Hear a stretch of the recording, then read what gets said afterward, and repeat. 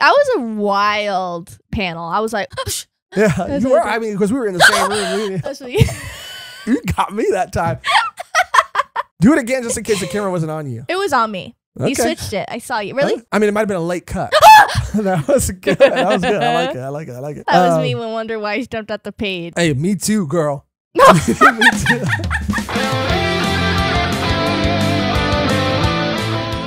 Hello and welcome back to another episode of Volume 1, the anime and manga podcast where we highlight and discuss new series each week. But today we are back again with more Bleach, aka more Dunkai, which means that today my name is Josh Rejection Michaels, and I am joined by Megan El Directo Perrine. El Director. Is that what you said? Yeah. Directo. Oh, I Does like that sound it. better? Oh, Did you not I like understand it. it with the accent? Yeah. You're like, what is that? And then I said it like, I was like, "Gay?"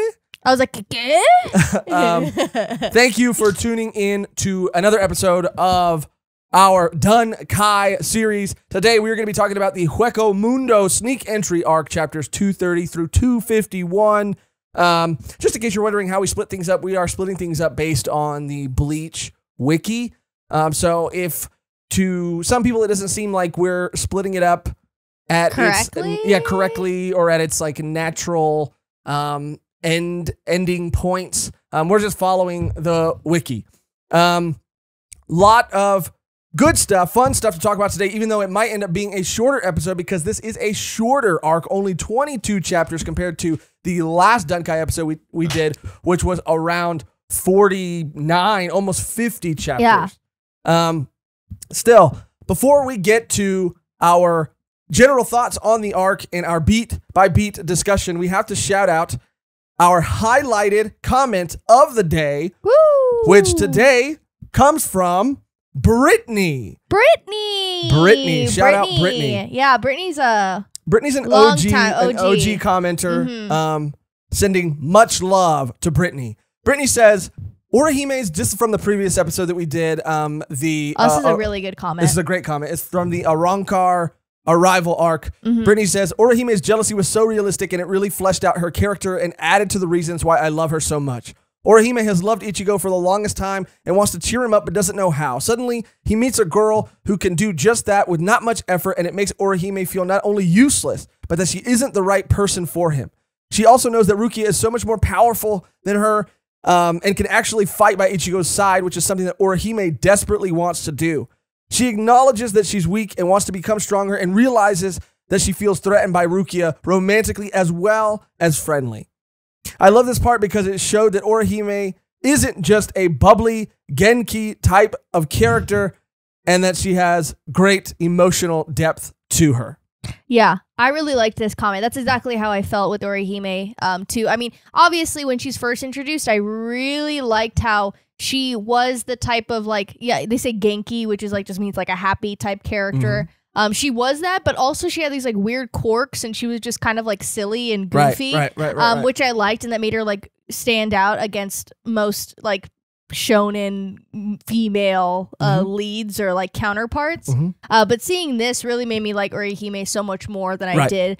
Even during Soul Society, she had some really cool moments, but this just made her, like Brittany said, just feel so much more human. And it really did make me feel for, like, I mean, it's so relatable. Like, I've been in that situation. Like, I feel like everyone's been in that situation, and it could be like, yeah, that is like a possibility, but also it's just like your own insecurities just, oh, I'm this way, I'm that way, and like Orihime like just has to realize that, like, no, like, you're a great person. It's just, yeah, it's just not that. I guess like, for sure. It is just the common goal, I guess, which is like what we see here with her training, and which is cool. Exactly, and that's why I wanted to read that comment, because I think Brittany again is absolutely 100% right.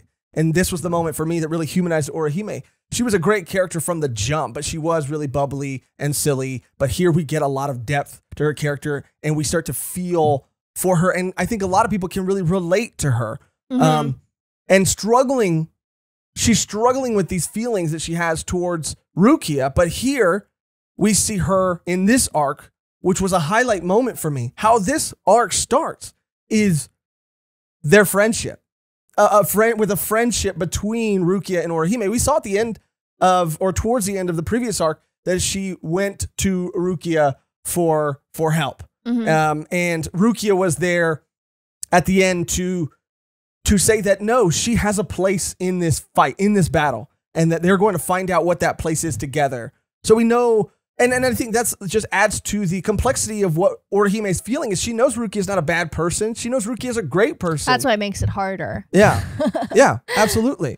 Yet she still finds herself feeling these things, feeling this jealousy, struggling with her friendship with Rukia's friendship with Ichigo, thinking that it's something else, something that it's not.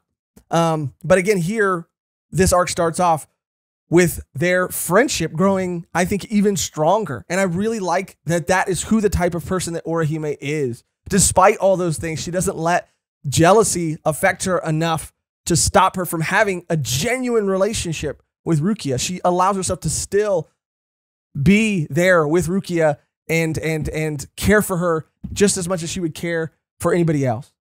And that's why Orihime is the best, like the best.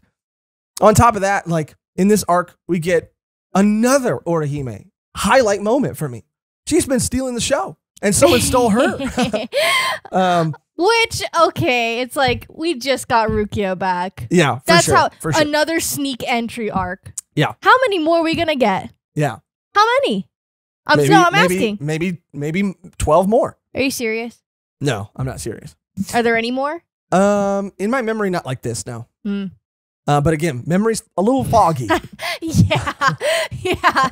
I will say to piggyback off that I absolutely agree. While I really enjoyed this portion, I did too. Yeah. There were a lot of beats that felt rehashed, repeated. A lot of moments that felt like they were happening all over again, just like they happened previously. Not a huge problem for me personally, but it was something that I did notice, and I fear had it continued any longer, it would have been something that was more of a problem. But again, we see the Arrancar and some Espada come and then leave and then come and then leave and then come and then leave, and again, it was starting to feel a little repetitive.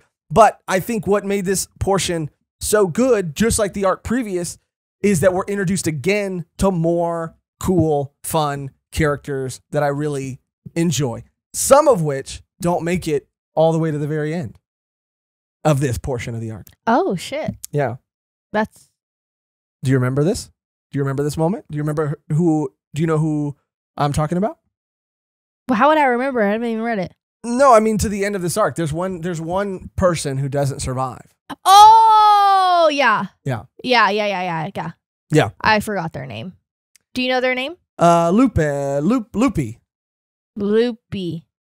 Life with Loopy, I think. Shout out Kablam.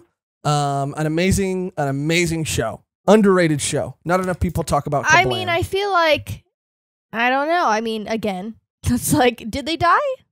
Momo's back. That's a good point. So I'm like, they'll probably regenerate or something. They're not dead. Yeah, I was just double checking my notes. Loopy is that's how I feel about it. You feel loopy? I feel a little loopy from the fake outs, but. Well, speaking of fake outs, there was a prediction that I, hesitate to even call a prediction because it almost seemed obvious, but you said in the previous episode that Grimjaw was definitely going to get his arm back at some point. I did, and I was right. Not only did he get it back at all, but he got it back very quickly. You can't heal an arm. Yeah. I was like, damn, Orihime, you've gotten way stronger, and that's at the wrong time. Well, is it that Orihime got stronger, or is it that these are what her abilities have always been? And yes, she is getting stronger by learning how to use them more, but they aren't this sort of temporal shifting power that it was previously thought that she had. This is an ability to literally reject phenomenon, which is a really cool concept to me. So she can bring back people from the dead then? Technically, yes. I would say yes. Because... So then Loopy... Maybe she's going to come back and help him out. Maybe she's going to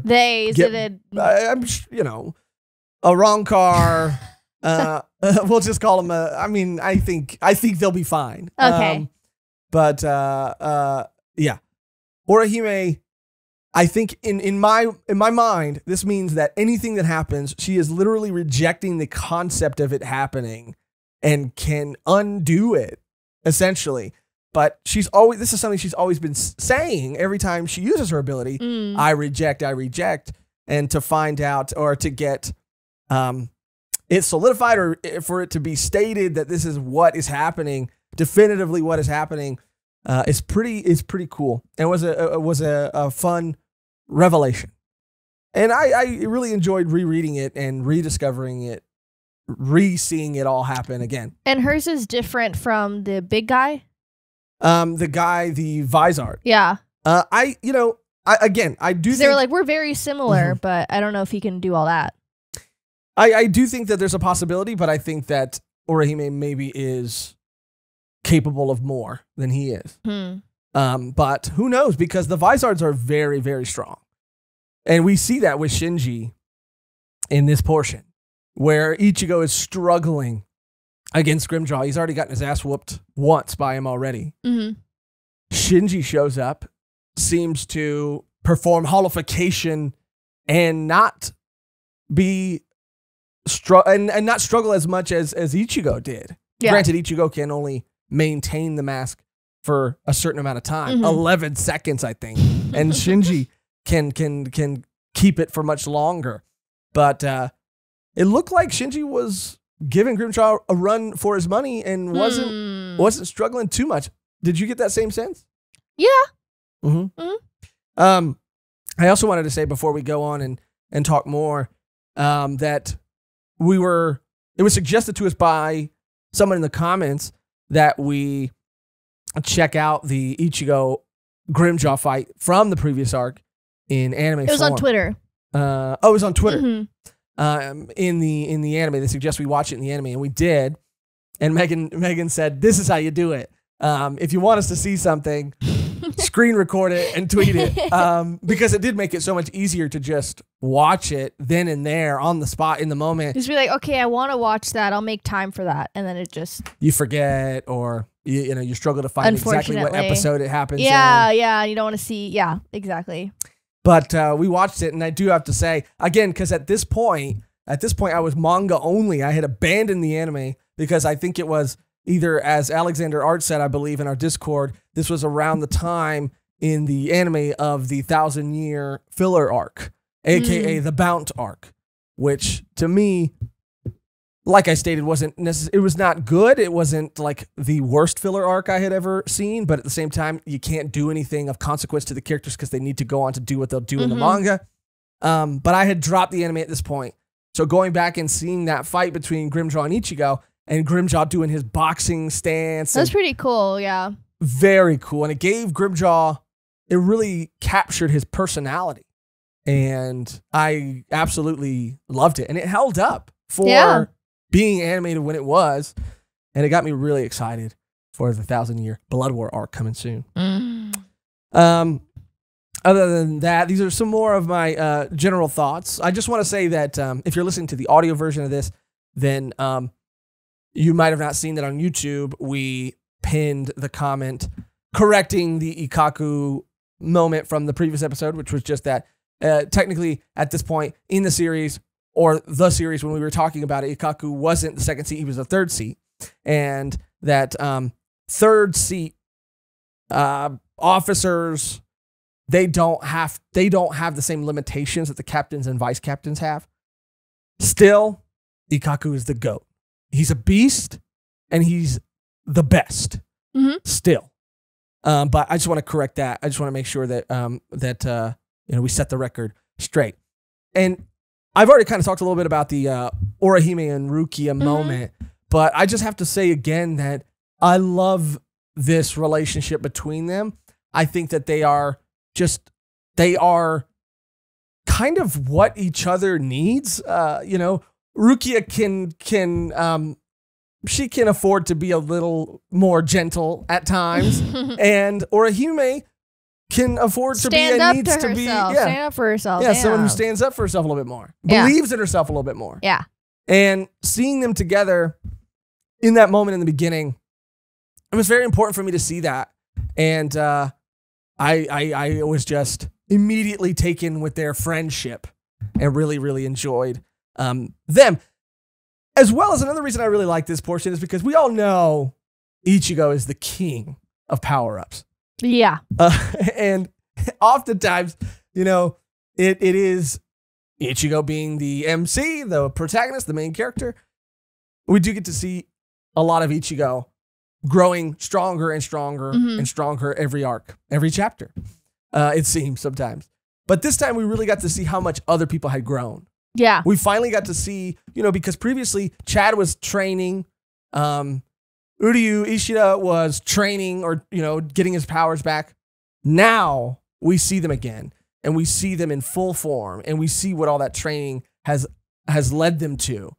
And that was another highlight moment for me this time around because especially after what Chad was dealing with previously, struggling with ever being able to be by Ichigo's side again, or if Ichigo would ever allow it because of how much stronger Ichigo had gotten, maybe Chad feeling a little left behind. It was so cool to see this moment in Hueco Mundo and leading up to that, even before they even depart to Hueco Mundo, to see Chad prove to Ichigo and then want to prove again that he deserves this place right by him. So cool. Yeah, that moment was really nice. Because as far as like the main cast of characters go, I mean, I really am, because you could say it's, I mean, there's a lot of characters, and you could say outside of Ichigo, there are a lot of really important side characters or secondary characters.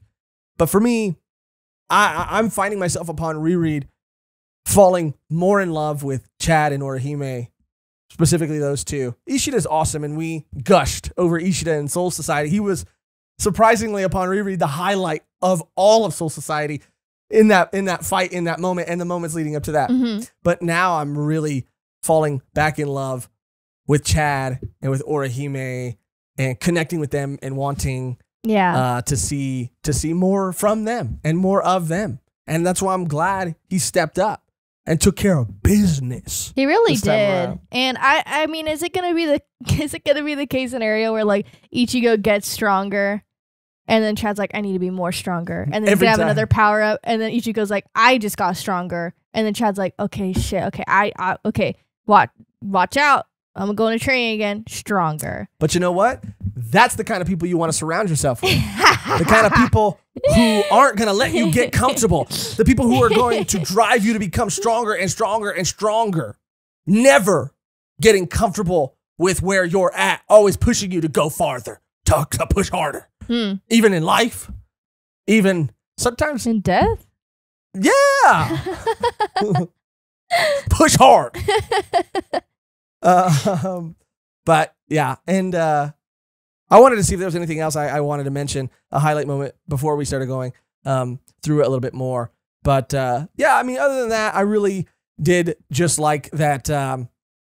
You know, a lot more of these relationships are being solidified. I thought there was a really cool moment with Renji that made me feel. Of course, we know Ichigo and Renji have started to have, you know, have feelings for each other, starting to fall in love with each other. Yeah. Yes, they had this like you know, friendship of sorts, but it was, you know, they were kind of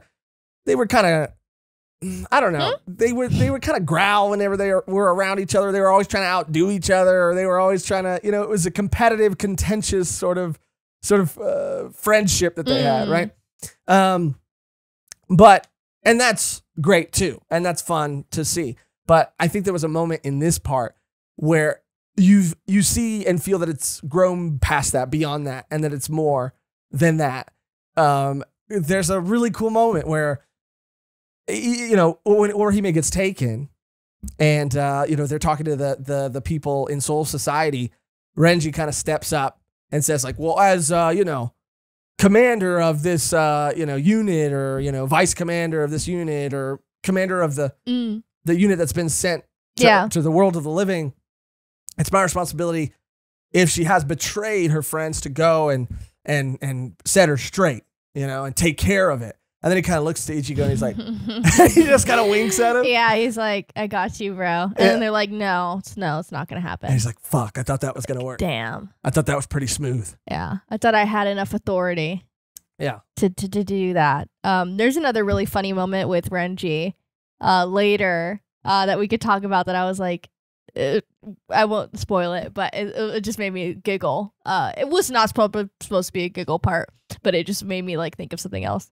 I know curious. I'm like alluding to it too much, but I'm curious. Yeah. Anything else you want to say before we start jumping through it beat by beat? Just general thoughts before we go any farther into it. Again, I agree that a lot of it felt like a rehashing of things that we had already seen, but somehow it still managed to be a really fun and enjoyable read despite that. And again, that's not... Yeah, for sure. That wasn't an issue for me, but it was something that I did notice and want to be transparent about that. I don't really have anything else to say. I mean, you pretty much hit it all in the head. Like, those are the highlights for me, too. Okay. Then let's start going through it. So, where we pick back up is in Soul Society, and we pick back up with our boy, husbando number, maybe I would say 5 for you, Megan. Because I know that they're all husbandos. Who did we start off? Jushiro Ukitake, who is the long-haired... Oh, the white-haired guy? Yeah. Oh, is he low on your husbando list? Yeah. Oh, wow. He's pretty low. What's his name? The flower guy's higher. Oh, why is Ukitake so low? Kind of boring. Wow. Holy fuck. I'm sorry. Jesus Christ. But he's cool. I guess. What about the 69 guy? Oh, the 69 guy's lit. Yeah, he's cool. I like their little interaction. It was pretty cute. Yeah, and that's where we open up. They're talking to each other. I forgot who we open up on. Yeah, they're cool. And they're talking to each other, and I'm under the impression, and again, things get kind of foggy and fuzzy, but I'm under the impression that now, I think it's Shuhei is filling in as captain for in Tosen. Tosen's absence. And he's kind of feeling a little overwhelmed by everything it takes to be a captain. Yeah. And feeling a lot of that pressure. Yeah. Well, I'm sure, like, that's like standard. Like, if this guy was like working at any other establishment, they're like, oh, next in line is the guy with a 69 tattoo. Right. That's how it works. Put the responsibility on him because we know he could take it. Yeah, we know he's a no-nonsense kind of guy. Yeah. We know that he's passionate and he's committed. Yeah, like instead of like wearing your heart on your sleeve, like wear it on your face. Yeah, I mean, Soul Society doesn't want cowards. And if you have a 69 tattoo anywhere else other than your face, people know you're down. A coward. Oh, no. Yeah, if you have it like, somewhere it's hidden, it doesn't matter. It doesn't matter. You might as well not have it. Get it lasered off. Yeah. It's like really obnoxious. So this is, I think, just kind of shows that in Soul Society, being who you are unapologetically eventually will lead to it pays off. A captain and pay off. Yeah. And honestly, that's again in real life too. Like if you get a 69 tattoo on your face, good things will happen. 100%, without a doubt. It will pay off eventually. It will. Maybe not right now. Maybe it's looking a little bleak. Yeah. But good things and are if you come your way. If you do follow through and are find yourself searching for employment and it feels impossible, just know that they're a bunch of fucking haters. And they wouldn't know a hard worker. They don't deserve you. They wouldn't know a hard worker if you walked in with 69 on his face. That's the problem with our society. Yeah. But not Soul Society. Not Soul Society. This is when Ukitake is like looking down and he's watching Orihime and Rukia fight. And he says creepy. An interesting line here. It's a little creepy, but he's a gentle soul. And he's a kind man. Like, look at they're having fun down there. Okay, he wasn't drooling. He kind of was, though. You were the one probably drooling. All over your fucking screen. He's a kind, gentle soul, and if there was anybody that was up there watching, I'd want it to be him. I want it to be him over a lot of other captains. I'd just say that. Okay. But so he says an interesting line where he mentions, maybe these humans from the world of the living, maybe they'll become soul reapers one day when they cross over. That's how powerful these people are. And I think that kind of goes without saying. I mean, they're already contending with them, and they're already, they're already like literally infiltrating Soul Society. They're already saving Rukia. They're already like in the robes. I keep using like cops as an example for whatever reason, but it's like breaking into a police station, you know, and taking down all the guards, and then the captain saying, "I think you might have what it takes to be a cop one day." And it's like, I outsmarted them. I defeated them. Of course I have what it takes. But yeah, I thought that was a really sweet moment, you know, because he's just sitting there and he's just talking about the value of friendship. And he was there during everything that happened with Rukia and her previous captain or vice captain, and saw everything that she had to go through with him and with Byakuya. And he's like, I'm just glad she's got a friend, dude. Human or not, I'm just glad Rukia has a friend. Mm. Me too. Just like, is Ichigo not a friend? Ichigo is a friend, but Ichigo's kind of like an older brother too. Mm. I mean, isn't Rukia older than Ichigo? I mean, maybe technically, but and Rukia acts like they have like an older brother. He's more of a younger brother. She's more of an older sister. Okay. Whatever. I'm just kidding. Yeah, you're right though. You're right. You keep me honest. Keep me on track. So yeah. Now we come back to the world of the living, and the Espadas show up. Of course. Arrancar/Espada show up. They came too early. Yeah. And it's like, yeah, but they also came like, did they come like once or twice before that? They came twice. They came twice before that. Because Ulquiorra and Yami came once. And then Grimjaw came back with the ones that he wasn't supposed to bring. And now they're coming back again. So they're like, what makes you think that they're going to stick to a schedule? That they're on any kind of schedule. Any kind of time. They're on island time. They're on Hueco Mundo time. Yeah. Hueco Mundo. Welcome back to Hueco Mundo. Yeah. Yeah, they come back for a third time. Why that's surprising? Why they thought they had till December? It was shocking to me. Yeah, and should have been no surprise to them. That they should be ready at any moment. Yeah. But they come, and there's a couple. We see Loopy for the first time. Loopy's cool. And then we get to see the new recruit. The new guy. Who I believe, and I wrote his name down from memory, which probably means it's wrong. Oh my god. I couldn't go back and find exactly what his name was, but Wonderweiss? Wonderweiss. That sounds about right. Sorry if it's not.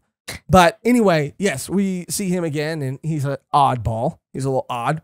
But, in Shonen, and I think this goes for anything, when someone's just playing around and not really paying attention to the battle, they're the strongest person in that room. Yeah, for sure. Or like the sleepy character. Yeah. It's Exactly. like, the Kakashi, they don't really do much. The eraser heads. They fall asleep, they have they fall asleep from time to time, and then they fall asleep, they like wake up. The and Zenitsus, Yeah.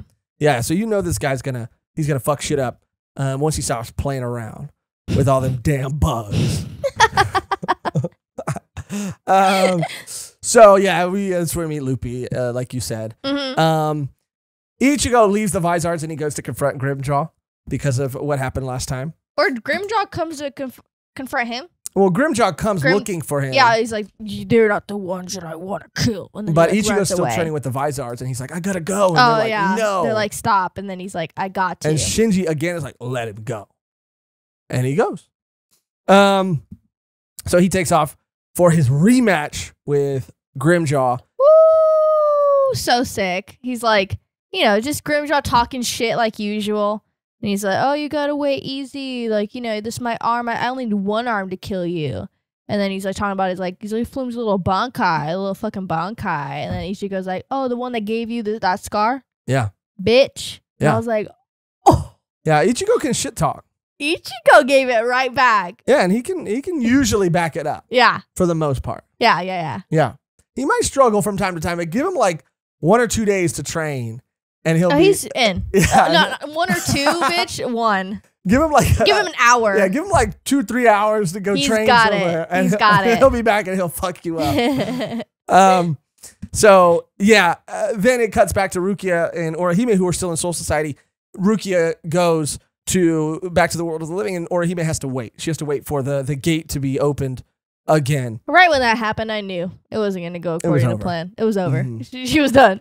I knew it. I knew it. I was like, damn. She was going to get Rukia'd. She did. And she did. This is a cool moment. We get to see Hollow Ichigo versus Grimjaw. Hollow Ichigo, or Ichigo using his holification, 11 seconds. He's got 11 seconds to finish off Grimjaw. Okay.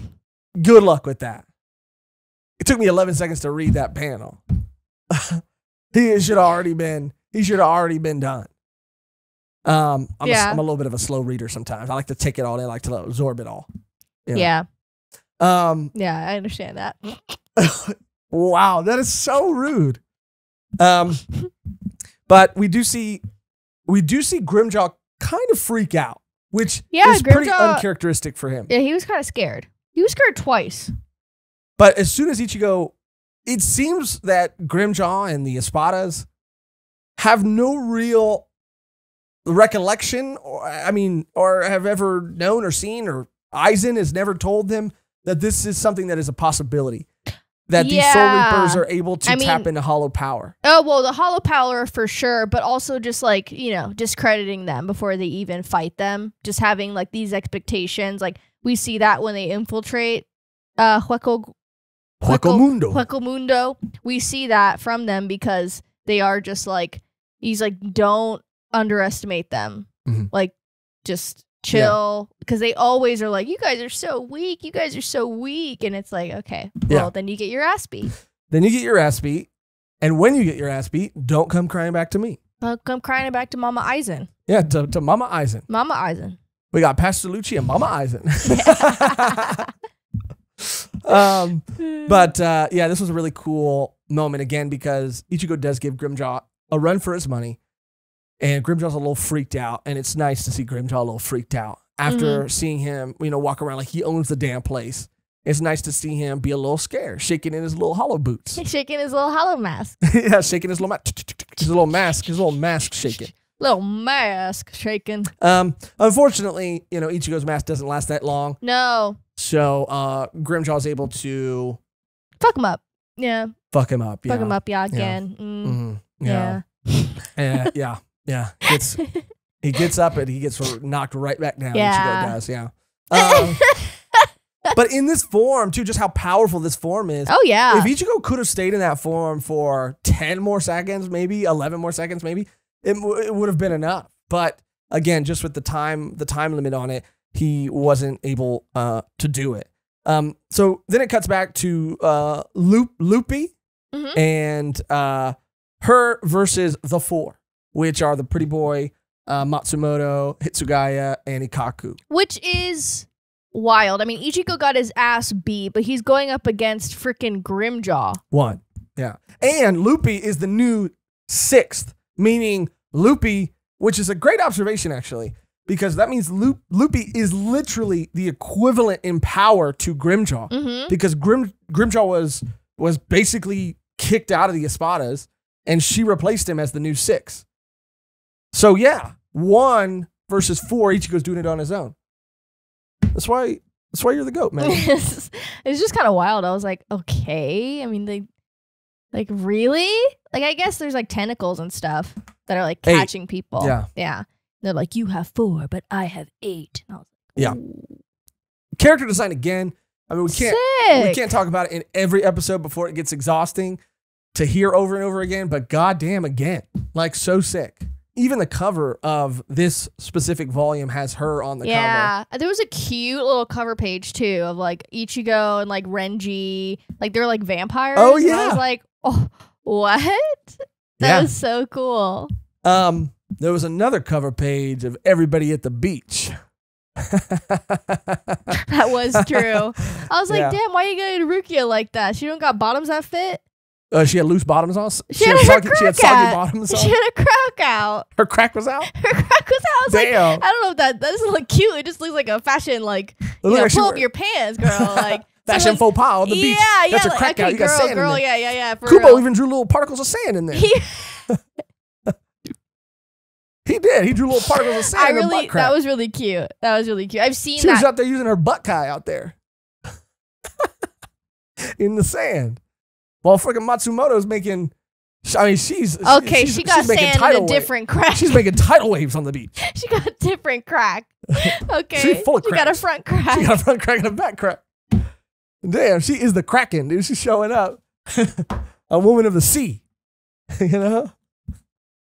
Butt Kai? Yeah. So stupid. It was, Matsumoto the Kraken versus Ruki and her butt kai. That's a beach episode I watched. And a Bleach episode. What did you say? A beach episode and a Bleach episode. Yeah. Yeah, that was a good one too. Just so I wanted to comment on the cover page. Oh gosh. I gotta go back and look, not like that. That was the first thing I noticed. I was like, damn, Rukia, girl, pull up your pants. That's her funny. ass showing out. Look at the freaking copper tone baby. She looked like a comic baby. That's funny.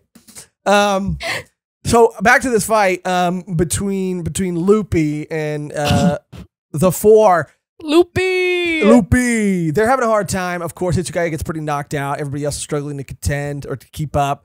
And the GOAT, what he does best, this is what this man does. Urahara shows up to Urahara he's never there when shit starts. He's always there later. Like he's always late to the party. Oh yeah. A little bit. We all know that person too. That's But like he's fashionable when he shows up. yeah, I'll give him that. I'll give him that. And a goat, but a mysterious goat. I mean, He really is mysterious. yeah, you'd have to think that he could sense it and get there. I like to think, at least my headcanon is that he senses it and he could get there a little bit faster. But he's like, I'm not gonna get a 2-page spread if I show up on time. I'm gonna be in the panels with everybody else. Yeah. Yeah.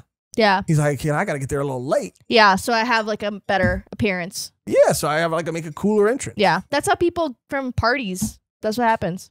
Yeah, there's gonna be another arc later called the Urahara late entry arc. Where he just shows up late to everything. Is it late or is it right on time?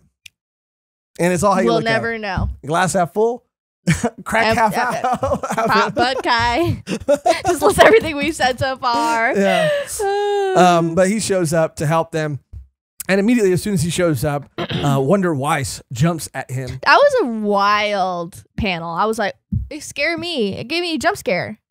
Yeah, it was pretty scary. I was like, You're like, oh, goddamn. Yeah, you were. I mean, because we were in the same room. that's what you- You got me that time.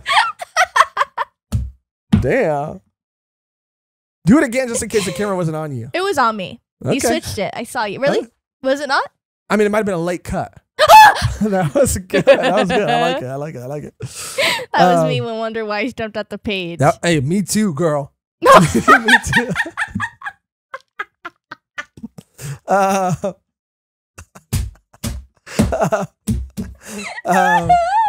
This is when we cut back to Orihime. Now she's going through that tunnel. They sent 2 little weak ass bodyguards with her. Oh my god. Bro, you know how literally I guess they're not in like super cahoots. I don't know if everyone is super aware of like her abilities, but like this fool knows what she's capable of, this main captain. And like sends 2 weak ass bodyguards to go. Like, why would you not just escort her yourself? Yeah, I don't know. They fucked up. They dropped the ball for sure. They stay dropping the ball in Soul Society. Honestly, they kind of do. It's And wild. I have a little something to say when we get to this point too, about someone else who seems to be really dropping the ball in Soul Society, or at least like making decisions that are just The main counselor. yeah. He's an old head. He's an old head, Yeah. and that's why we need to once again get the old heads out and let's get some new head. Let's get that. We're tired of the old head. We're tired of the old head. We need some new heads. Some new head now. Immediately. But yeah, I'll talk about it a little bit more when we get there. Yeah, for sure. But Orihime's going through this tunnel, and Ulquiorra shows up. And he's not there to negotiate. No, he pretty much blackmails her and says like, okay, I'm going to kill your friends. Yeah, there's no negotiation. It's just like, if you don't, you're coming with me. And if you resist, I'm going to kill you, but then also kill your friends. And she's like, damn, okay, well. She's like, you got me. I will not ask you again. I was like. He's like, but you do have 12 hours and you can say goodbye to one person. He's like, but make sure it's only one person. Which is very odd. He explains his logic later, though. But I'm like, I guess, but it kind of, again, didn't really work in their favor, but. It didn't really work in their favor. Because they went anyway. And the logic is like kind of sound, and it seems to have worked on one fucking person. Yeah. But yeah, I mean, I didn't buy it. You know, I considered it and saw it to be a tactic from the jump. Yeah, it was a tactic from the jump, and because it's also to psychologically like. Because they aren't thinking like human beings. Like Ichigo would be like, yeah, there's no way she would go against us like that. Like, even when he was telling him, he was like, there's no way she would do that. Like, she was obviously like tricked. She was obviously like blackmailed. Like, there'd be no way. Yeah. And everyone else is in agreement. So it's like, okay, you're thinking like a freaking. Like a chump. Like a rock. Like a bozo. What is it? A rocknar? A carnar? Okay, you got me. I've had some pronunciation struggles in previous episodes, so I won't be too hard on you right now. The Arrancar. Arrancar. Yeah. They're thinking like Arrancar. Yeah. You know, and I think it's Ulquiorra explains it later as also like a tactic to psychologically kind of weaken her and make her not want to fight and not have the strength of the will to fight. But again, I was like, damn.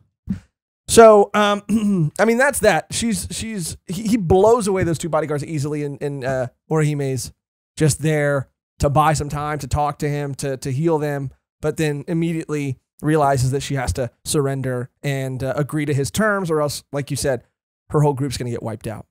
Then we cut back to the fight with Luffy, and Hitsugaya saves the 4 from Luffy. So sick. Very sick moment. So sick. One of my favorite characters. Dope. Yeah, he's so cute. Yeah. He's just so adorable. He's badass. He's cute. He's also kind. He cares about Momo, you know. He's got a, you know, we know where his heart's at. Momo she's done. No, she's done. She's done. Her brain's scrambled. She's lost it. She's completely mad. She's mad. But yeah, Hitsugaya is awesome. I also like the portable Gigai thing. Oh yeah, that's in the Uruhara versus Yami fight that we get right now. Yeah, that was cool. Yami Shmami. Yeah, Yami Shmami. Yeah. I don't really feel anything when he's on page. Yeah. I mean, he's cool, but yeah, Yami Shmami for sure. Yeah. I think all of the other Arrancar. Arrancar, I'm sorry. Or Arrancar. Are far more interesting. 100%. He has to be. I'm like, why did you get sent again? Aesthetically, like, and just like, yeah. Give me another Arrancar. Yeah, right? Send another one. Yeah, that guy didn't. Yeah, Kubo, give me another one. It didn't work. Yeah. You know, you're sending another one. You're sending freaking. And you can send Ulquiorra all you want because he's sick. He's sick. You can send Grimjaw all you want. All you want because he's sick. Sick. You could send Loopy all you want. Loopy's sick too, yeah. Loopy's sick, but. Give me another one. Rotate him out. Yeah, rotate him out. Yeah. It's time. But yeah, I like the portable Gigai thing too. Yeah. Urahara's just, again, super powerful. Seems to always have something up his sleeve. I like that he's also, you know, former head of like research and everything like that. So he's got some information, he's got science, he's got tech, he's got toys, he's got everything to always give him the upper hand. And he's also he's quick at studying people's abilities and power, quick to understand them and to turn them right back on them. Yeah, never get tired of seeing Urahara show up, even if it is a little bit late.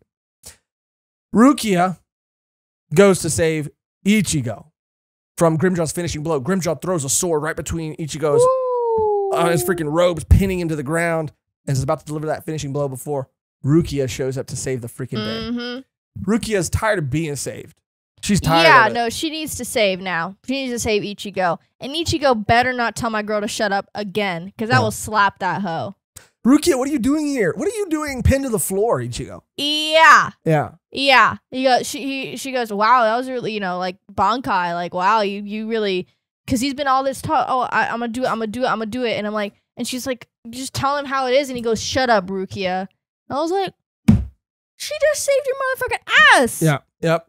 Do not treat my girl like that. Rukia does show up to save the day, but then does end up needing to be saved again. Yeah.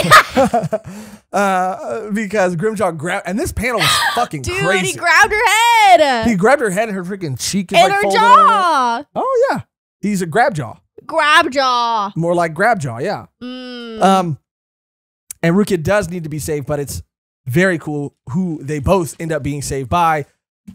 One of the coolest aesthetically drawn, swaggy, drippy characters, my boy, with the coolest cut, Shinji, shows up to save them.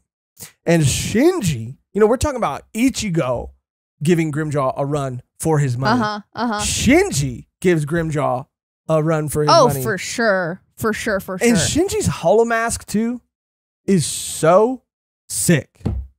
So sick. Yeah. No, I really like it. I just was thinking of this character from Tokyo Ghoul that reminds me so much of Shinji. I'll just pull up a picture. I know Tokyo Ghoul. Yeah. But yeah, this is another character that I absolutely love. I mean, it seems redundant to keep saying that because there are just so many. And what's this character's name? Do you remember their name? I forgot his name. He's from Tokyo Ghoul Re, which is like yikes. It's I watched it all. Don't ask that me looks why. Like there's Shinji and that's Siki right there. That doesn't look like. He's a blonde guy with the bowl cut. Anyway, yeah. I'm gonna write down a timestamp real quick. Maybe I'll remember to put it in the video. If not, don't come at me. I'm sorry because it's hard to skim. It's hard to search through everything. But I'll try. Yeah. Then at the moment when Grimjaw is about to strike a finishing blow once again, Ulquiorra comes to pull everybody out. Because they've gotten what they Let's came go. there. Round them up. We're done. And I also really quick too, I don't want to breeze past it too fast, but the whole time, again, Grimjaw is like, what are you? Well, like, who are you and how are you able to do this? I mean, he does seem pretty rattled. Yeah. And Shinji's like, it doesn't matter. I don't have time to explain. No, Ichigo was the one saying like, I don't have time to explain because he only had 11 seconds. But Shinji was straight up like, doesn't matter who I am. And then that's when Grimjaw pulled an Obi-Wan and was like, yeah, you're right. It doesn't matter. I don't need to know the name of the person I'm about to kill. We said, I think we said it was a previous Bleach episode when we said, your need for victory blinds you. Yeah. Chill. Yeah. Shinji's like, you don't need to know who I am. He's like, I don't because I'm going to kill you. Yeah. It's like, you just asked though. You just asked though, you idiot. Yeah, you just asked. Yeah. Sounds like you do need to know. Yeah. Then Ulquiorra shows up and pulls him out. Then we get Orihime's goodbye.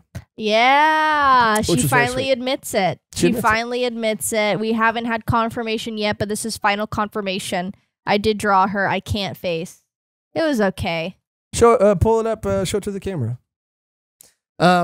Because very light and lead, but this was a good moment. She finally admitted it. She's genuinely like one of the sweetest characters. I mean, when you talk about a waifu or waifu material in manga, everybody wants to go. Everybody's like, oh, Matsumoto, everybody wants to go. Hinata. Everybody wants to go with all these people. I don't know Hinata. I've never watched Naruto. I mean, I don't know. What do you think? Hinata is like cool. Hinata's who you want to be. Like, Hinata's who you should want to be with if you're Naruto. Because Hinata will take care of you. Like, she will treat you so right. Like, she will, I mean, she might not have the same body or the same physique, but it's not all about that. Like, as who? In Naruto? I mean, Tsunade, let's just say Tsunade. I don't know these people. Previous, or actually. The blonde one? Yeah. She's blonde. She's a little older, though. She becomes a Hokage at some point. Spoilers, I was debating whether I should say that or not. What? But you want to be with Hinata because it ain't all about that. And Naruto figured that out. But anyway, Orihime's just so kind. She's so sweet. She's very gentle. At the same time, she's got a gentle power to her, And the way she shows up and the way Kubo can draw emotion, and specifically her going through these emotions, another moment here that I felt so connected to, empathized so strongly with, and felt so much for in general, Orihime, and just felt like she was, again, a real person expressing these real, strong feelings and emotions. And it was a touching moment. Her speech was beautiful. I wish there was 5 of me so that all 5 of me could fall in love with you. She said it a little bit better than that, but that was so I fall in love with the same guy. Yeah. I was like, she's walking to her death. Yeah. Yeah. And I like that she leans over Ichigo, tears in her eyes. She confesses her love. All she wants to do, give him like one of those Sleeping Beauty kisses. Yeah. But she can't do it. And if we're being 100% honest, you know, Prince Charming or whatever the fuck shouldn't have done it either. Yeah. That's a little inappropriate. Yeah. It didn't age very well. Well, I mean, like, wasn't he told that this would break the curse, or they didn't really know? Or he just like went in for it. No, I think he was probably told. Yeah, because that'd be crazy if it was just like they're just like, look, come see the princess. He's like, why is she asleep in a casket? And they're like, don't like. They're like, make out with her. Yeah, he's like, what? And they're like, do it. And they say no reason. They give no reason. You won't make out with her right now. They give no reason. Yeah. They give no reason. And he's like, all right, okay. But I'm sure they were everybody. The legend was True Love's kiss would break the curse. But like she saw him. They didn't talk once. We're not going to get into the Snow White debate. It doesn't. Well, Sleeping Beauty happened with Sleeping Beauty and Snow White. Right? Oh, I'm talking about the Snow White for. Oh, right. I could totally see the Sleeping Beauty thing because they had a little dance. You know, they had a little. Right. They had a little chemistry. Snow White and her prince. Yeah. They don't got shit. You know, they can't all be winners. You don't get to choose who you wake up to. Jesus Christ. But all that to say, when she leaned over, tears in her eyes, and couldn't bring herself to do it. Yeah. Like you said, knowing that, I mean, she doesn't know at this point if she's coming back or not. No, she thinks she's going to die. She thinks she's dead, for sure. This was, again, a beautiful moment and a beautifully drawn moment. And I like how she's like, wow, I haven't even like been in this room. Yeah, and she's just cute. Like seeing Ichigo's sisters. Yeah. Because that's the thing, like Orihime's the kind of girl you want to bring home to your family. Yeah. You know? That's the kind of girl you want to like have kids with. That's the kind of, you know what I mean? Like, and not Rukia. I mean, honestly. And even like, you know, Yoruichi, don't get me wrong, but like Yoruichi, I mean, do you really She's a wild card. She's a wild. You can't tie her down. No. She doesn't want to be tied down, and you can't. And that's okay. That's so fine. Yeah. That's so fine. Not to be confused with Sofin. Soifan.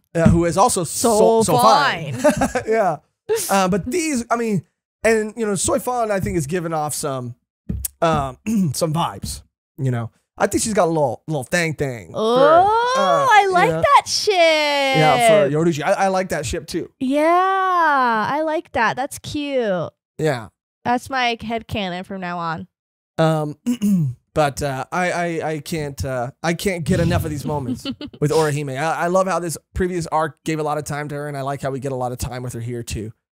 She just feels like the right character to be given all of this like time development. Yeah, because we got it with Rukia. Yeah. You know, we got it with Renji. We've had it even with Ichigo. I mean, less so with Chad, but more. Less so with Chad for sure. Yeah. But Chad had his moments, like with the bird. Like that was really cute. Oh yeah. Like everyone has kind of been fleshed out except for Orihime, which I think is really nice. Or Orihime she's been fleshed out, but hasn't been given depth. No.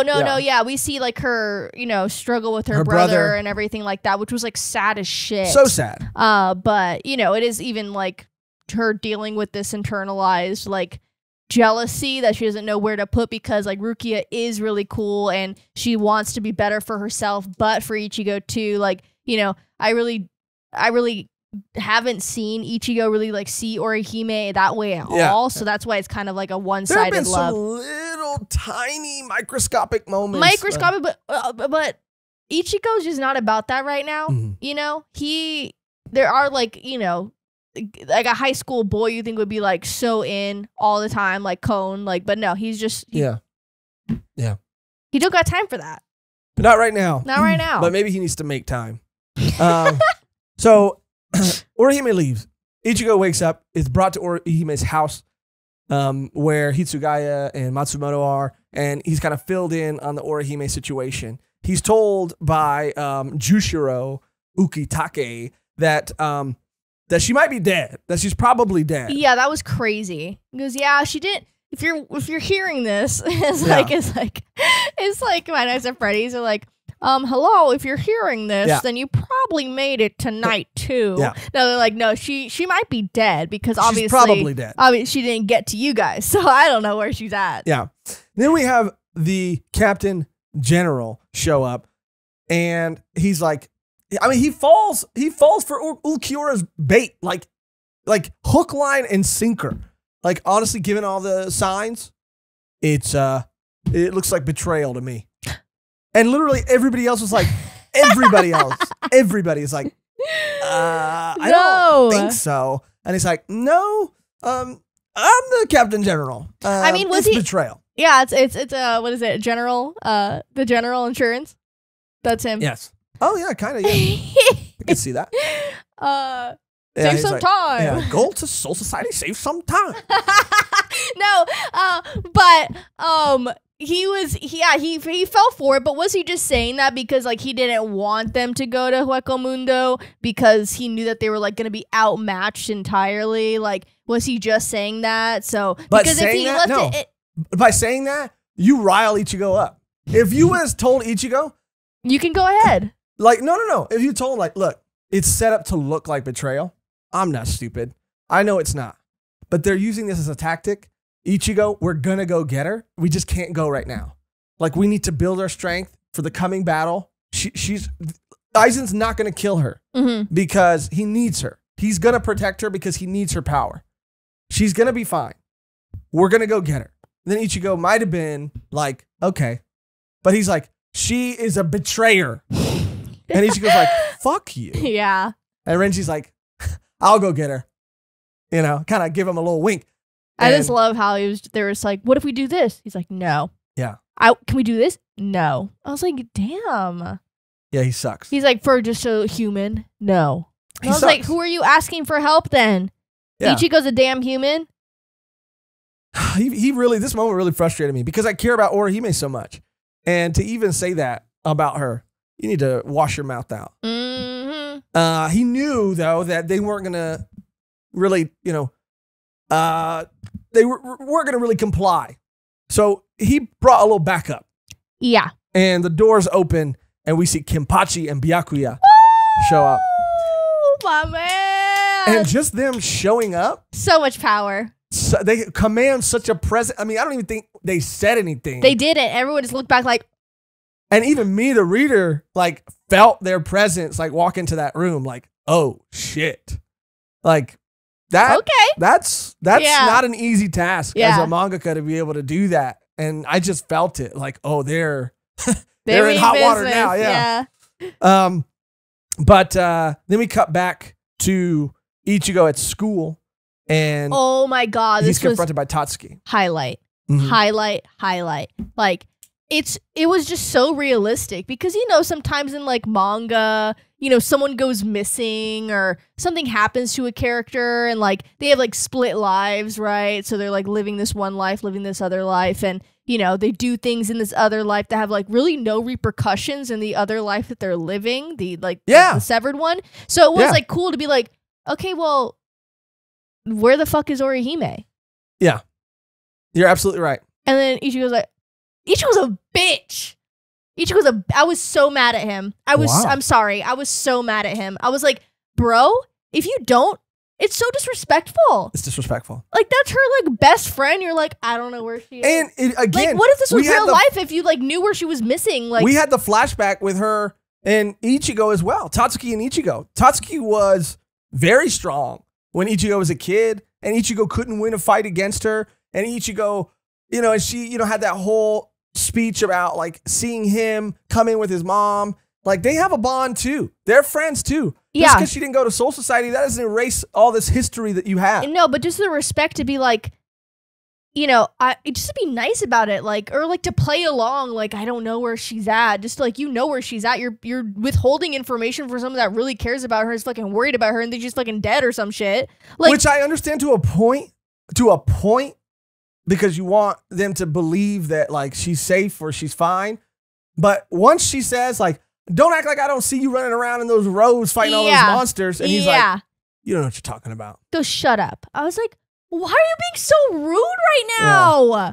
Like, Ichigo, like, I understand you're, like, distraught because Orihime's gone. Like, I get it. Like, he gets in these funks. Like, he really stews on this shit. And when he knows that he's just gonna go and whip ass and be able to get her back, like... She doesn't want him to worry, but at the same time, she already sees him fighting monsters, so she's pretty worried already. She already knows presences. Like, she's already been around Orihime fucking fighting things that aren't there. Yeah. Like, she knows what's up. So, just... tell her, and that scene was so powerful. You don't have to tell her everything. No, you just have to say like, "Don't worry about it. I'm gonna get Orihime back." Like, I know you saw that shit, but I'm gonna get her back. Instead of being like, "Don't talk to me, leave me alone, don't ever come near, don't come near me." He gets real emotional. He's a real soft soul, bro. I was like so disrespectful, and that line too. Like, we're your friends too. Like, we're your fucking friends too. Like, you think that, like, I'm just a fucking nobody, you're casting me aside, like, I'm just, like, no one? Like, I was like, damn. Like, it was really powerful. Like, she gave a performance. Yeah, no, she did. She killed it. No, she killed it. Like, I mean, I was joking, but, like, she really, like, I mean, she just felt, like, again, disrespected. Yeah. Like, she stood up for herself. And her girl, like, her best friend, like, Ichigo, do better, man. Be better. Be better. I know, I'm sure, like, because it comes back with, like, Rukia and Renji. You know, we're your friends, too. Yeah, so hopefully he learns his lesson after this because, I mean, obviously he will because they know everything now. They walked in and were like, you know, freaking Scooby-Doo. That was a really cute moment. They needed to know. It's not like it's going to spread like wildfire. Like, these people that actually have, like, abilities. Like, and that's where you get, you know, Urahara's wisdom. Because Urahara's like, I knew you were following him before you even got here. Mm-hmm. But, you know, it was important for you to see this. Meanwhile, their own friend, because he's brooding. Yeah, it's important for you to see this so you don't think Orihime was kidnapped. Yeah. And killed. And she was kidnapped, but she wasn't killed. Yeah. When Ichigo does get there, though, that's that other really cool moment with Urahara and Chad. With Uryu and Chad waiting for him. Yeah. I was like, the boys are back in town. Give me a triple, you know? Yeah. Make it a triple, yeah. Baby a triple. That's the meme.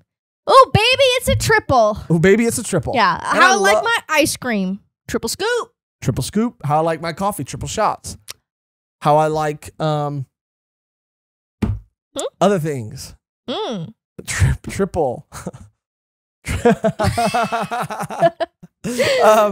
But yeah, such a cool moment to see them there. And again, a really important moment for me to see Chad prove his strength to Ichigo. Ichigo kind of tries to brush him off too. Bro.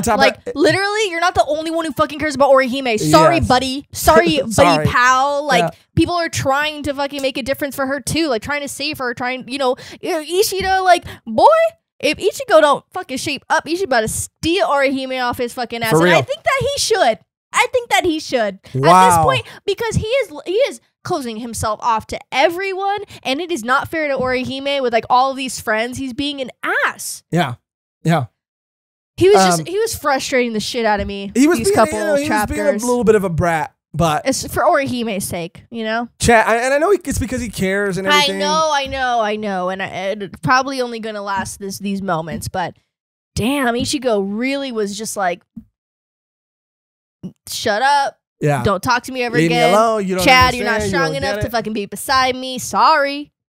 But Chad shows up and he's like, you don't want to take me with you? You don't believe that I've gotten stronger? Boom! Freaking socks him. And shows him his power, how much his training with Renji, how much he's grown. And Ichigo's like, all right, you can come. You can come. I was going to go by myself, but okay. I'm like, Ichigo, you're really going to go by yourself? That's not even smart. It's not. That's not even a smart thing to do. It doesn't even make any sense. Like, you're going against people that work for Aizen and Aizen himself. Like, you know how powerful this man is, and like, that's the whole message. I know you're supposed to be frustrated because it is like the whole message of this is like, trust your friends because they can help you out. You know, It's like, you know, you don't have to do this on your own. Kind of like Orihime was trying, or like, you know, thinking that she wasn't good enough to be with everyone else. It's like, if you rely on your friends, they can make you stronger. Yeah. It's okay to lean on people sometimes. It's okay you have to, because you're going to die. Allow people to help. It's okay to not just ask for help, but accept help. Yeah. Yeah. He has a hard time with that. For sure. For sure. You know, they're going through a very similar sort of tunnel gateway to get to Hueco Mundo. And we learn about Ishida's little loophole, which was pretty convenient. But actually, before we get to that, we do see Orihime at Las Noches. Las Noches. And Aizen is talking more about her power. This is the first time, you know, he calls it the rejection, the ability to reject phenomenon, and he it violates divine law. Yeah, it violates divine law, and a lot of the other Espadas and Arrancar don't believe that she's worth having done this whole mission to steal. So Aizen asks her to put on a little bit of a demonstration, to which she does. She's able to literally regenerate Grimjaw's arm as if it never happened. As if it never, ever happened. And she put back the 6 tattoo. And she put back the 6 tattoo. The views from the 6 on his... Views from the 6. Yeah. Well, I don't know where he has on his back. It looks like it's on his stomach, but lower. Like lower right side of his stomach. Maybe it's his back, though. Maybe you're right. I don't know. Maybe it's on both sides. Who knows? People know. But yeah, and as soon as that happens, man, R.I.P. Loopy. Yeah, Loopy was getting a little too sassy though with Aizen. You know, he's getting a little too. He was questioning Aizen's you know, his decision, which is a no-no. It's a no-no. So Grimjaw kind of stepped up. I mean, out of like, you know, I'll get my spot back, but also, you know, don't do that. And who knows? But it does look like Loopy was wiped out. Who knows with Orihime's power? But it does look like she is no longer with us. She's done. She's done. Yeah. She's 6 feet under. Now she was the 6, but now she's 6 feet under. What do they call him, like the sexto or? Yeah, sexto. Yeah. Yeah. This is when we get more about that Ishida loophole, and we see Uryu and Ichigo's dads talking to each other. That was so cute. I was like, I always love when there's lineages. They have connections. Yeah, and there clearly is a connection. There clearly is a relationship, and yeah, it is really cool because of the role that it plays, or what it means. Their relationship, just seeing that there is one, is interesting because of the relationships between father and son. I mean, their 2 sons. I mean, Soul Reaper and Quincy too. Yeah. And they both call each other bad dads, basically, which was pretty funny. I mean, that was crazy. He was like, "You're a bad dad," and he goes, "You're worse though," and he goes, "Yeah." I was like, "Damn." He's like, "Yeah, you're right. You're not a bad dad. He's worse. He just put his son through a freaking ringer and shot him in the freaking heart." Yeah, Ichigo's dad all day. All day. You're not that bad, dude. So then it cuts back to the gang infiltrating Hueco Mundo. They break through. They get inside this tunnel system, or this building that seems to have a lot of tunnels. And Ishida and Chad handle the weaker Arrancar, no problemo. Little problemo, but they handle it little problemo. pretty quickly on their own. And they want to do it on their own. They push Ichigo aside and they say, "You need to save your strength for the battle to come. Let us handle this. We came here for a reason to help because we can." That Chad punch panel was so sick. That was one of the highlight panels for me in this arc, and it was just awesome. Yeah, I really he was punching away Ichigo's expectations of him. He was trying. He knew Ichigo was watching him, so he was. Oh yeah, he turned it up. Yeah, he turned it up. This fight was really. I mean, we saw a lot of Ishida, and Ishida had a lot of badass moments, or Uryu in Soul Society, and now Chad's having a badass moment, and Chad is stepping up, and Chad is really proving his worth. Not that, to me, as a reader, he never needed to do. El Directo. He's being Directo with the audience now. Yeah. He is, again, him and Orihime are stars in my eyes. And I loved that whole fight that he had. It was drawn and paneled beautifully too. This moment where this thing comes out of the Arrancar's mouth. And I think that was a different punch panel, but where Chad just punches it and it all like bunches up against his fist. Yeah, like awesome. It is just beautifully drawn, beautifully executed. And I love that my boy Chad is getting a moment, getting his moment. As he deserves. Ishida Uryu gets his moment again too, against another Arrancar. And we see his new bow, which is pretty cool. Yeah, I love it. Ichigo's like, is that a bow? And he goes, what else would I use? He's like, no dude? shit, dude. Oh, what the? Is it a bow? That's what he says. Okay, we like Ichigo, you guys. No, I know. We do like him. We're just joking around, but yeah, he was really rubbing me the wrong way in these couple chapters, and I understand the meaning behind it because he'll learn his lesson, obviously, after all this is said and done. But I was like, damn, Ichigo, like he needs an arc, right? He needs somewhere to grow from. Yeah, for real. Ishida's new bow though can shoot 1,200 arrows. That's a lot of arrows. Too many. Too many. Yeah, some would argue. Yeah. But it's really cool, and this whole fight is a fight that I want to go back and watch. It's funny because I think I was looking on like AliExpress or something, and they had like the necklace. Oh, the Quincy. Yeah. I was want like, that. oh, it's I cool. want that. It was look like that up simple. later. It was just like silver, small, dainty. You think a guy could rock it? Yeah, why not? Okay, I'm gonna get it. Then we cut back to once they've defeated their Arrancar. We cut back to the Council of Espadas meeting. They have a little tea time. They have a little tea party. A little tea time. I think he goes, "There's enemies in Wakamundo. You think that's how Aizen sounds? But first, some tea." You think that's your impression of It's like Aizen? Voldemort. I mean, Voldemort is Voldemort. I don't think Aizen sounds like Voldemort. Okay, Aizen's like, yeah, try again. He's like, they've infiltrated the lair, but first, I'm let's sorry. Huh? Yeah, Okay. Now you're just being disrespectful. He goes, they've infiltrated the lair, okay, he's Australian. but first, let's have some tea. All right. Aizen, Yeah, that's what he says. I never heard Aizen's dub voice, but if I had to guess, he'd be like, there are intruders in Hueco but first, let's have some tea. You know, he's kind of like that. He's kind of a little breathy, but he's kind of a little cool, you know. Or like, imagine being like, there's some, or like every other dub villain. There's some people in our lair. That's like your stereotypical dub MC. There's people in the lair, and let's have some tea first. That's that's every MC like shown in MC dub. Like, oh, gosh, there's invaders. Let's have some tea first. Everyone enjoy. I guess. Ow! I burned my lip. Oh, this tea is hot. I hope Orihime's okay.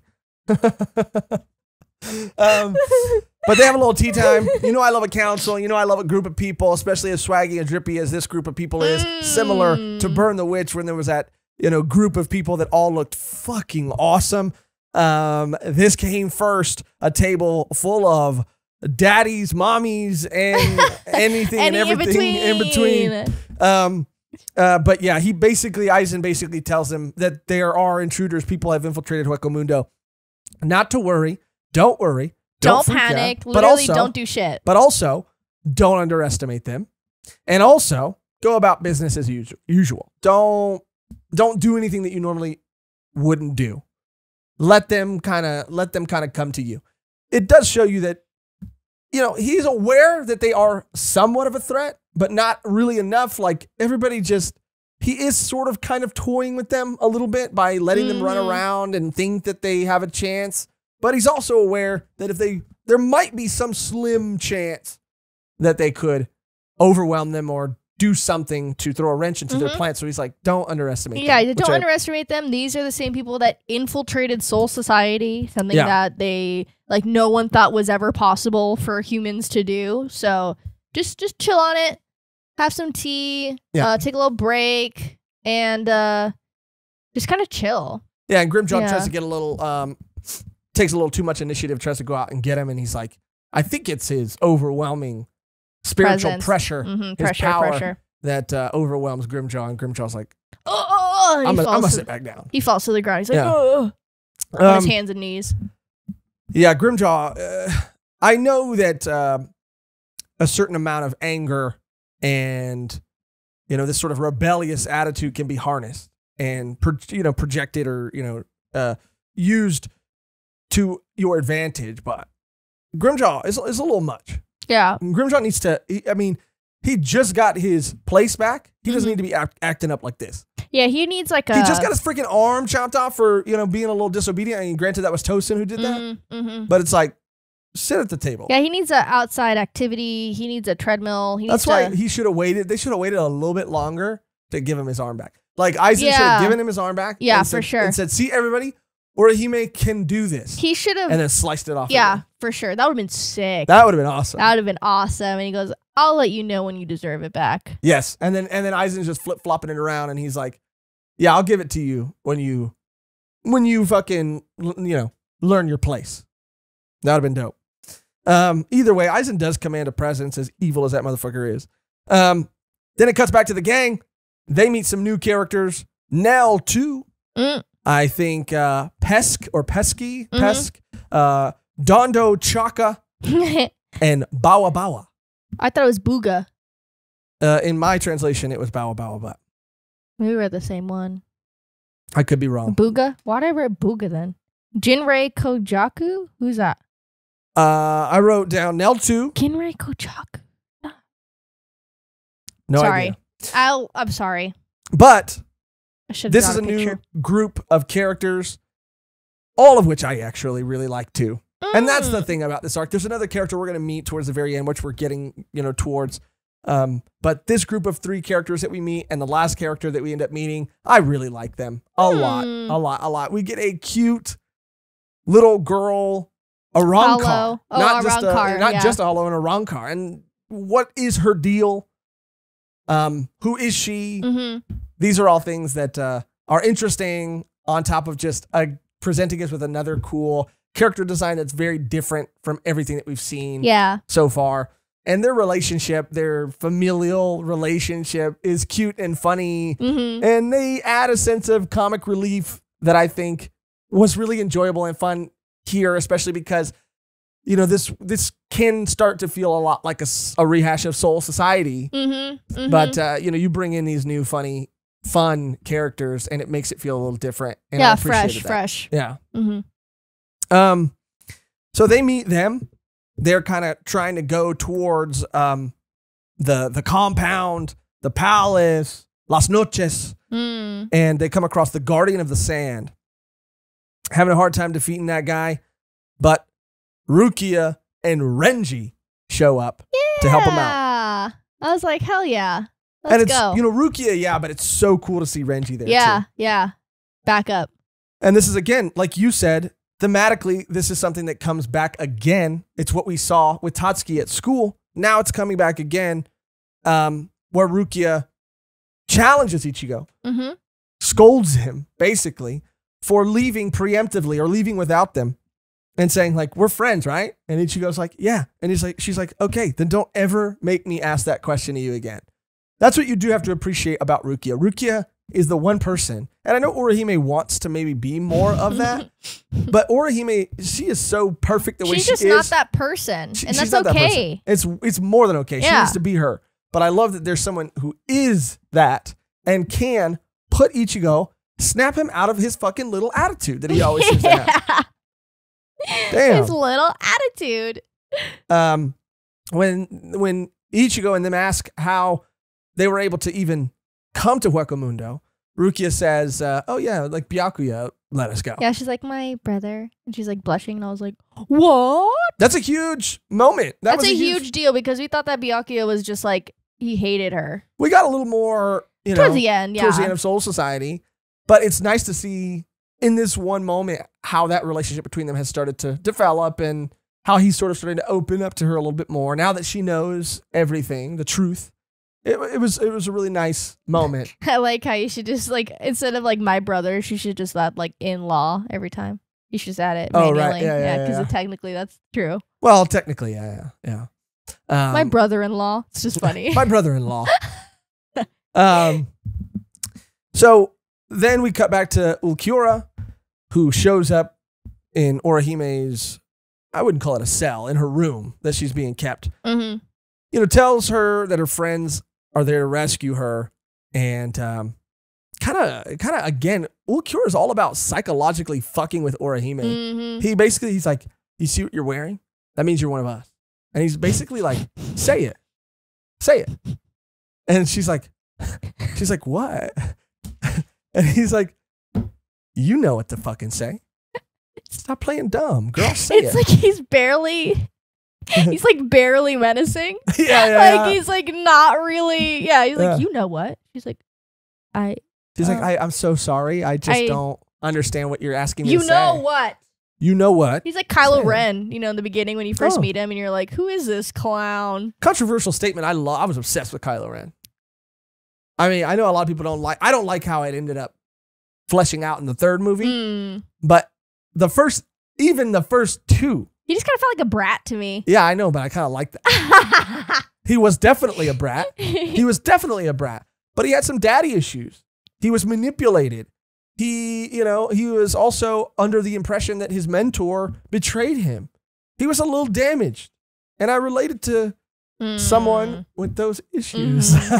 Anyway. We're getting to the root. So yeah, he shows up and he basically tells her to say out loud that her body and spirit are for Lord Aizen and his heart. And so she has to say it. She has to repeat it, yeah. Because again, he's just trying to psychologically fuck her up. And I think he thinks he's doing a lot better of a job than he actually is. The gang they split up. This was frustrating. Again.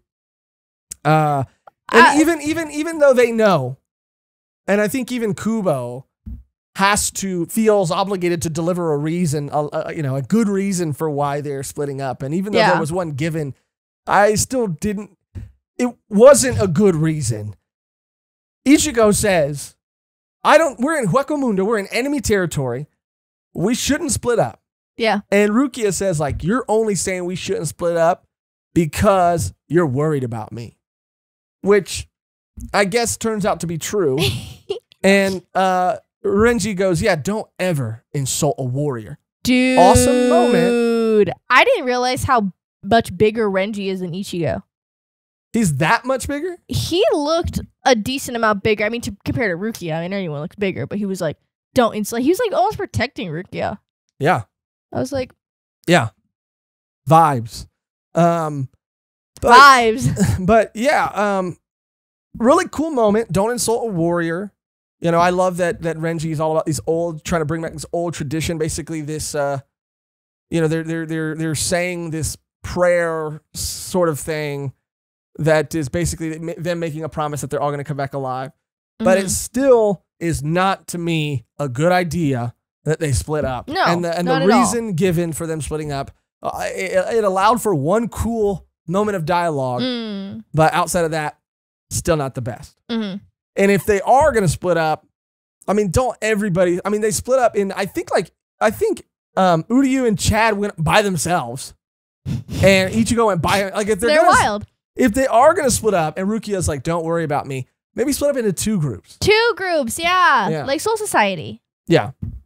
But everybody, for the most part, a lot of them go off on their own, but I did like that moment with Renji where he delivers that little speech. I was like, it's a football speech. Right before they go on the field, like, as we approach the crucial battleground, believe that our blades will not shatter, that our resolve will not weaken through our paths, may diverge Pastor? Our iron hearts will remain together. Smear that through the land itself should break asunder. Amen. Now get on that field and play some football. And play some ball because we got some people watching scouts. Okay. Now you get on that field. It's the last game of the season, you know? Yeah, there you go. Yeah. Get on that field and you bring them hell. And they're like, yeah. He's like, yeah. Yeah. And all the people in the crowd, who that's the only thing that they have to do in their small town. Give them hell. Yes, Coach Renji. Yes, Coach Reggie. Yes. Yes, Coach Reggie. Are you okay? I'm all right. Damn, we got Pastor Lucci, we got Coach Renji, and we got Mama Eisen. Mama Eisen. You're getting too crazy right there. Then we come back to everybody who split up, and Ichigo is on his own, and Nell goes after Ichigo. Ulquiorra, then it cuts back to him, and he's explaining his logic to Noitora, another Dory. Neat. Oh yeah. Another Espada, who he was cool. Yeah, he was. Oh, Monty took a fat shit right now, dude. In the studio, and it is. God damn it! Rancid. It's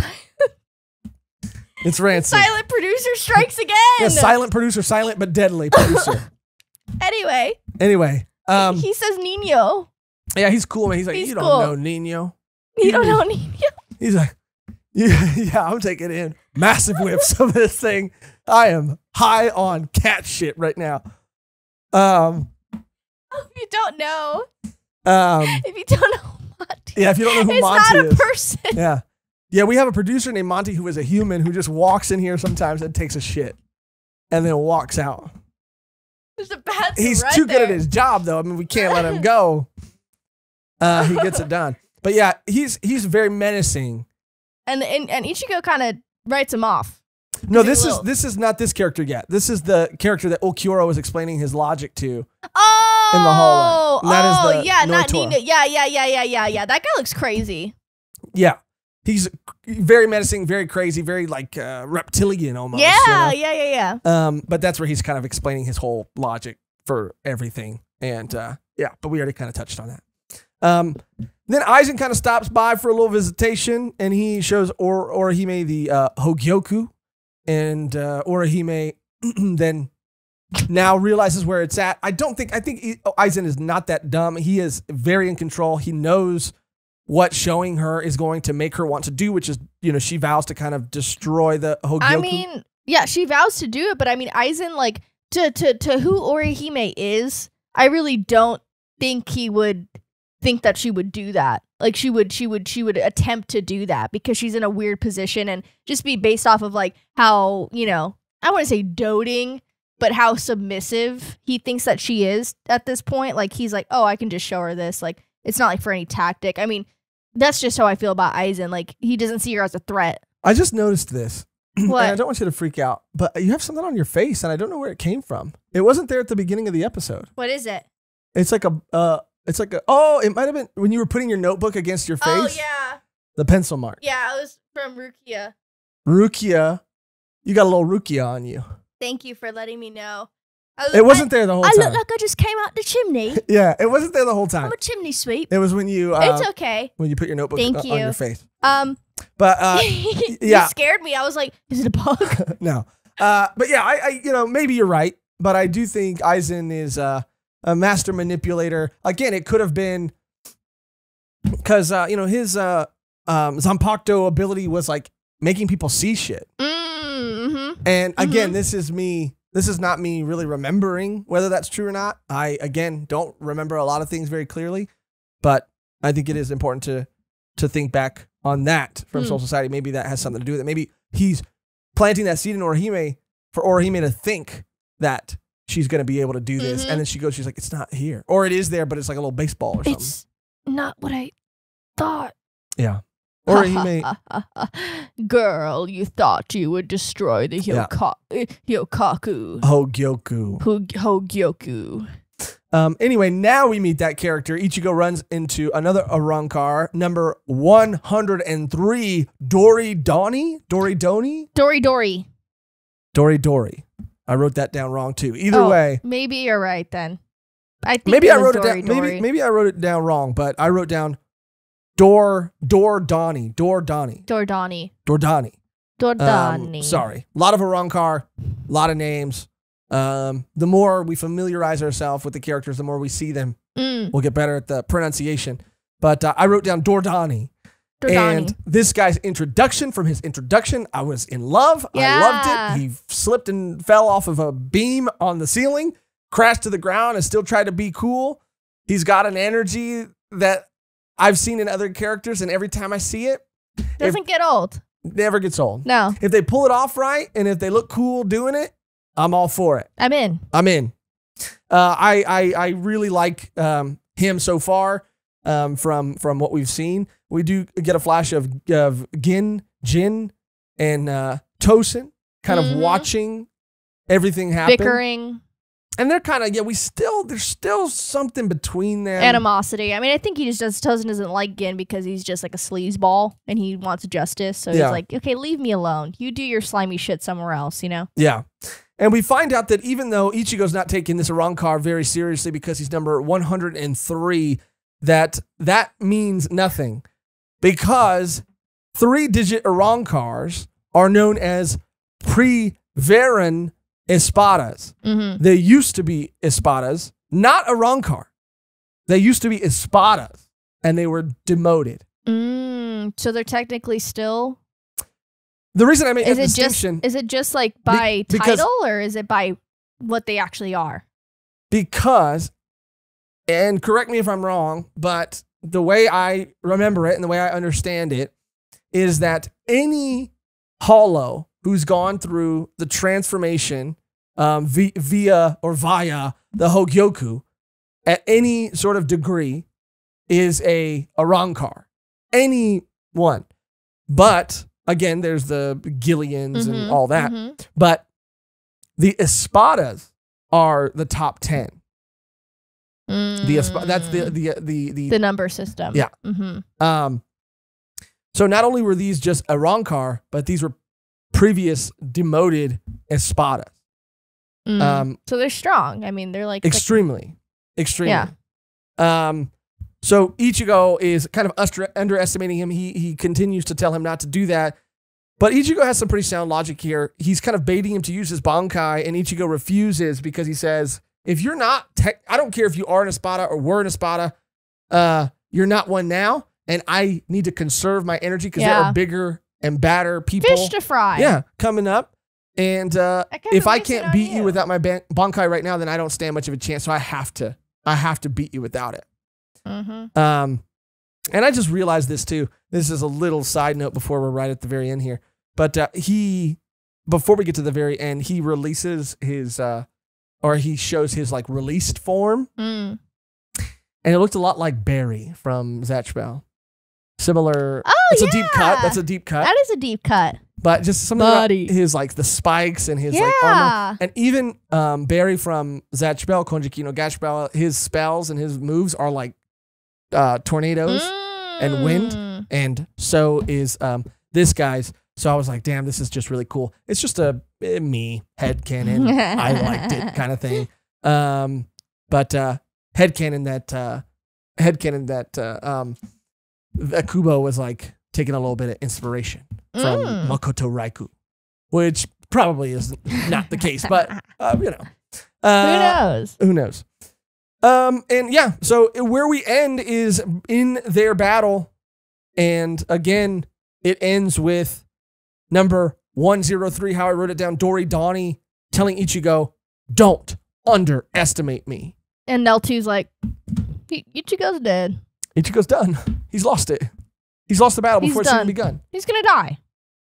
And that is where the Hueco Mundo sneak entry arc ends, according to the Bleach wiki. And let us know if we should be looking at something else for that knowledge. I mean, we've been pretty just following that the whole time, splitting it up, obviously, if we can't do it all in one video.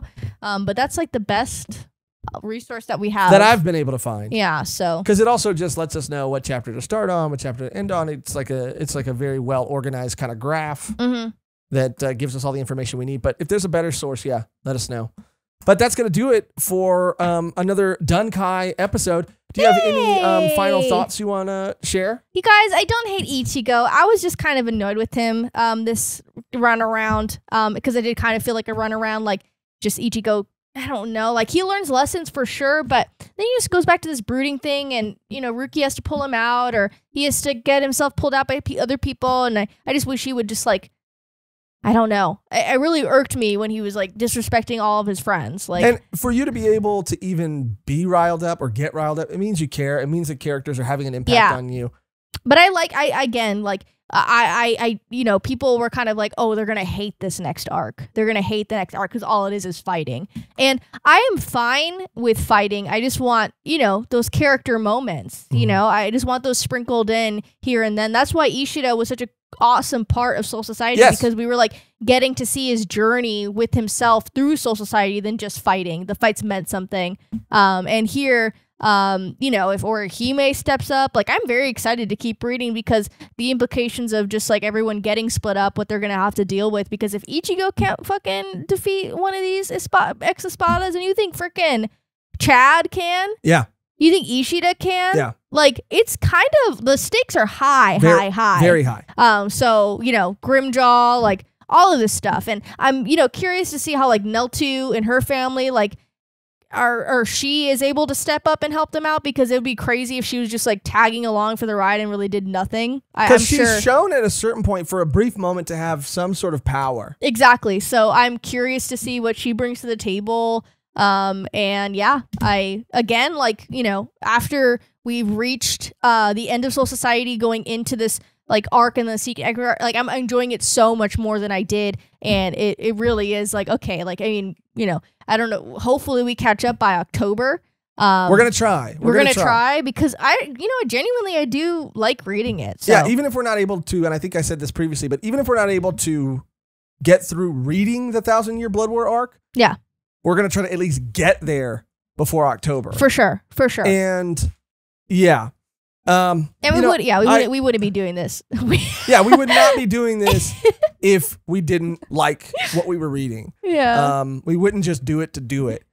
We do it because we both do enjoy it and are both enjoying it a lot more. Grown to enjoy it more and more. I think, you know, for whatever reason, and again, just the difference between watching the anime during the Soul Society arc, and again, watching it at a younger age and having that be so nostalgic for me versus reading it and just being in a different place now and being a different person, it hits a little different. And so I think we hit a little patch during Soul Society where, and also Soul Society was the freshest part of the series in my mind. So that might have factored into it a little bit as well, because it was all just, I had seen episodes of the anime so many times because I loved it so much that going back and reading it, again, it might have been or seemed like a little bit of a rough patch for us covering the series.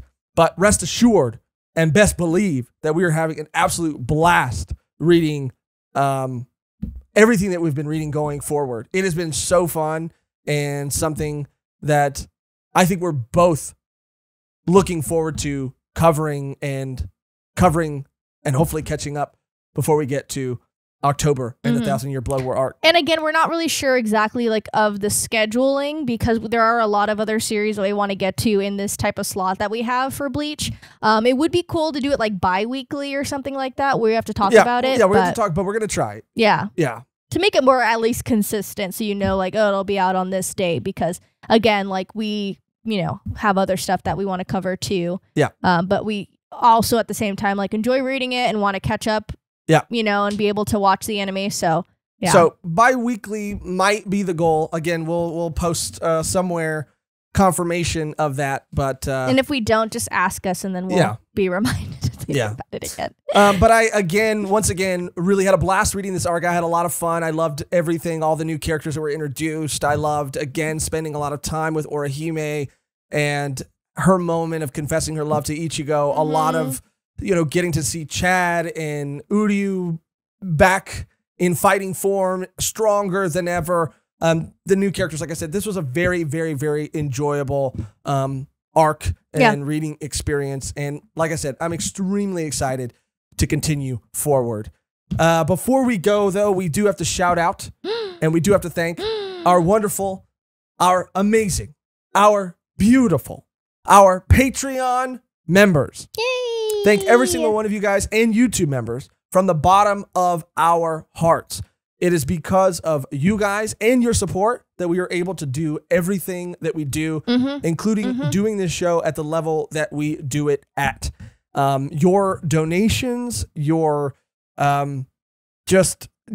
commitment to this channel plays such an integral part in not only allowing us the financial freedom, which leads us to have the time to put more into the episodes that we record, but to record more episodes in general, as well as going into the equipment, as well as just the time it takes to edit those episodes and, you know, all the other things that go into making YouTube videos and podcasts, the thumbnails, all of it. It's because of you and your support that we're able to do it at the level that we do it at. And we're, you know, like I said, constantly and consistently blown away and touched. We've seen a lot of, even on our Patreon, a lot of positive feedback from our Patreon members who, and YouTube members who have received early access to these Bleach episodes. We've seen a lot of positive feedback and are really starting to feel our, you know, Bleach community grow even more in our comments and in our Discord. And it's just awesome to see, especially with Bleach being a series that was so near and dear to me as a younger, even younger adult than I am now. Yeah, we really appreciate you guys from the bottom of our heart, and just know that every time we get a new Patreon or YouTube member, our hearts go doki doki. Yeah, you caught on. Yeah. So thank you guys so much once again. I appreciate it so much. And if you're not a Patreon member or a YouTube member, but you would like to become one, all you have to do to become a Patreon member is go to patreon.com/volume1pod. And to become a YouTube member, all you got to do is click join on this video. That gives you early access to all of our episodes, as well as access to our exclusive bonus Patreon podcast, Volume 1 Extra, where we talk about everything that we are watching, reading, even outside of anime and manga, movies, TV shows, anything and everything we talk about and cover on Volume 1 Extra. And you get all those things on our lowest tier at both places, patreon.com/volume1pod for Patreon. And you click join on this video to become a YouTube member. But if you're not at a point or in a place where you can donate and support financially, please do not worry at all, because there are plenty of other ways that you can show your support for absolutely free that mean just as much to us, that Megan will tell you all about right now. Yes, if you you know, you're not in the place, like Josh said, to you know, help us financially, don't even worry about it, don't even trip at all. You can do things for free for our channel to help us out, to help us grow, to help us succeed. You can comment on any one of our videos, like any one of our videos, share any one of our videos.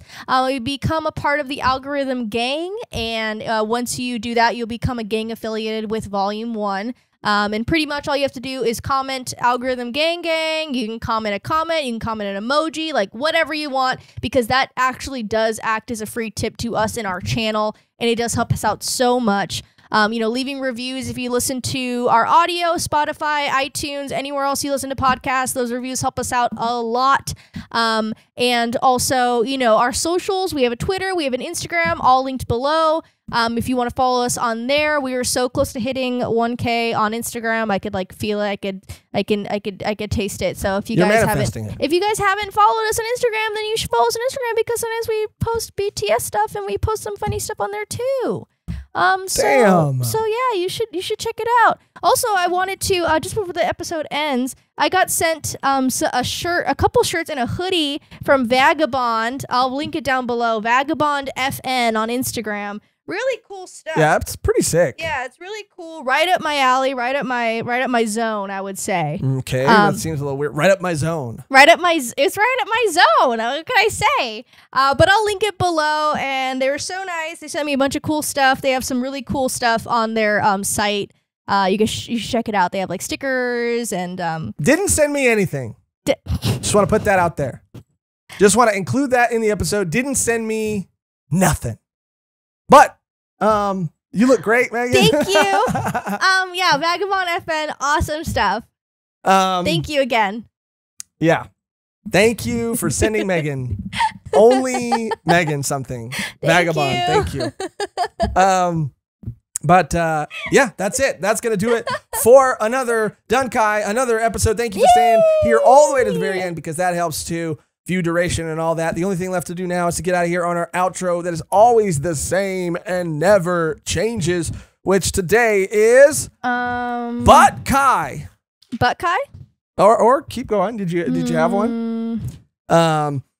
Let's see. Covering what else did we cover? Tea time. The Espada said tea time. Yeah. Okay. You're very dismissive today. Said don't underestimate a Donnie.